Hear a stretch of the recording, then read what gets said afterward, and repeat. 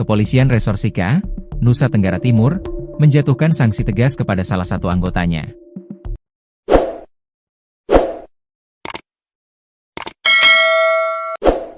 Bribka Akmal Fajri Suksin, personel Satuan Polisi Air dan Udara, Satpol Airut, Polres Sika, resmi diberhentikan tidak dengan hormat dari institusi Polri. Keputusan tersebut diambil setelah Bribka Akmal dinyatakan terbukti melakukan penganiayaan terhadap dua warga saat berada di bawah pengaruh minuman beralkohol.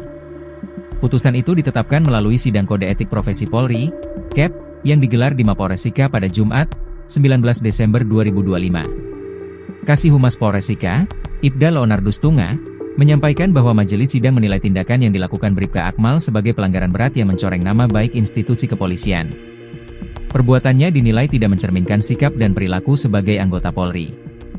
Wujud perbuatan yaitu yang bersangkutan dalam pengaruh minuman beralkohol melakukan penganiayaan terhadap dua orang warga dengan menggunakan senpi dinas laras panjang. Akibatnya korban mengalami luka-luka, ujar Leonardus dalam keterangannya, Sabtu, 20 Desember 2025. Leonardus menjelaskan, dalam peristiwa tersebut, Bribka Akmal melakukan penganiayaan dengan menggunakan senjata api dinas laras panjang.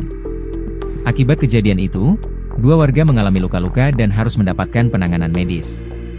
Insiden penganiayaan tersebut terjadi di wilayah Kelurahan Kota Uneng, Kecamatan Alok, pada Minggu, 30 November 2025. Saat itu, pelaku membawa senjata laras panjang jenis SS1 dan memukul korban berinisial H menggunakan popor senjata.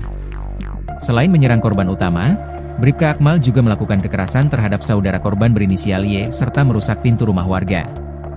Tindakan tersebut semakin memperberat pelanggaran yang dilakukan pelaku.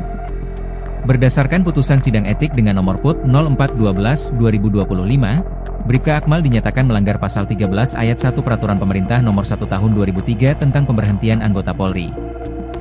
Selain sanksi pemecatan, yang bersangkutan juga diwajibkan menyampaikan permohonan maaf secara lisan dan tertulis kepada pimpinan Polri serta pihak yang dirugikan. Kemudian penempatan pada ruangan khusus selama 20 hari, dan pemberhentian tidak dengan hormat, PTDH, sebagai anggota Polri, jelas Leonardus. Ruang banding meski telah dijatuhi sanksi terberat, Polres Sika masih memberikan ruang bagi Akmal untuk mengajukan banding.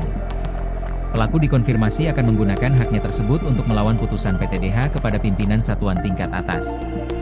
Atas putusan tersebut pelanggar, yaitu Bribka Akmal Fajri Suksin, menggunakan haknya untuk mengajukan banding terhadap putusan PTDH yang diterima kepada pimpinan satuan tingkat atas atau yang berwenang, ujar Leonardus.